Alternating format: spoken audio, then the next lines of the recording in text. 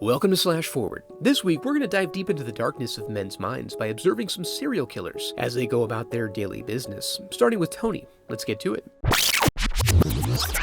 We open on Tony, a sad boy, wandering the streets alone, left to wonder if he'll ever find what he's looking for. We see that his home life is grim. Despite this, he maintains all the typical pillars of masculinity: violence, sex, pooping. We also see that he is, in his own way, able to forge and maintain lasting social connections. What do you think's better, karate or kung fu?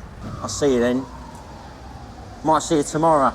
So that's good. I mean, at least he's better than these two gutter pigs, right? He enjoys his nibbles as he takes in the show, but his attention is unappreciated, and he's ejected from the facility for violating social distancing rules. He finds himself at a phone booth, casually perusing available sex services, when he meets some stand-up blokes in need of some change. After this demonstration of trustworthiness, they agree to take him to where he can score some drugs. They get there and walk into a somewhat sketchy situation before connecting with the man in charge, who hooks them up, and where Tony finds a precious treasure to tuck away into his memory for later. Now, flush with smack, he invites his pals to his flat, where he struggles with some of the social niceties. He offers them a selection from his cornucopia of action films, and honestly, his taste is impeccable. However, they forego this out of an honest eagerness to get blasted, and they make this stuff look glamorous. As they drift off to dreamland, Tony helps to ensure it's a one-way ticket with a permanent stay. He ends up letting his best friend live, with a warning, but forces him to watch from the closet as he redecorates his man cave. The junkie hops out of the closet and tries to escape, which isn't very friendly, but if he doesn't truly want to be there, why force it? Later, we see Tony prowling the street, seeking beers and company in the most noisy possible locations. But it works, because he wakes up with a bunk buddy to keep him company. As he proceeds through his day, we learn that he's shaking the bodies out of his flat, disposing of them bit by bit into the river. He's visited by a neighbor who's cut her finger and is searching for a spare plaster. Tony invites her in and tends to her needs, which is kinda nice. They have a brief conversation, and despite his demeanor, she invites him to lunch on Sunday with the family.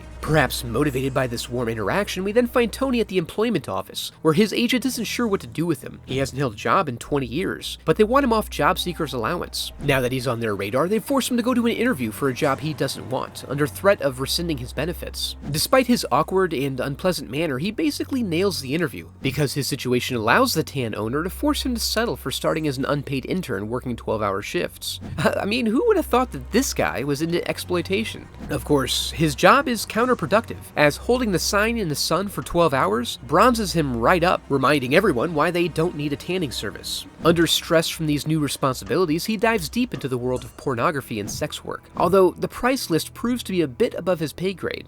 What can you do for £5?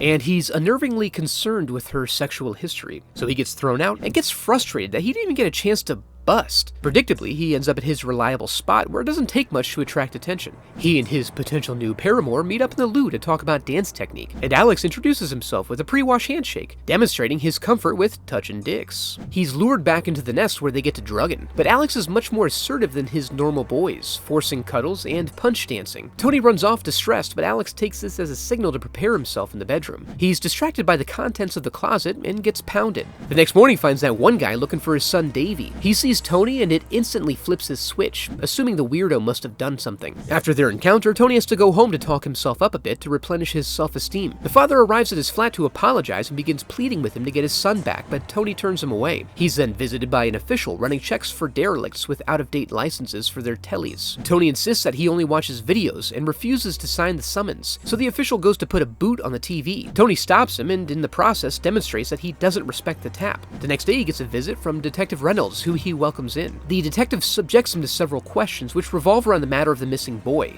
Where was you on that night? Murdering, but not the boy. Reynolds goes off to find the source of a necrotic stench. In this tense moment, Tony hears him take a call which confirms that little Davy's been found. He watches the sweet reunion from his windowsill, and with the boy found and the matter resolved, everything goes back to normal, which for Tony involves murdering folks on the regular.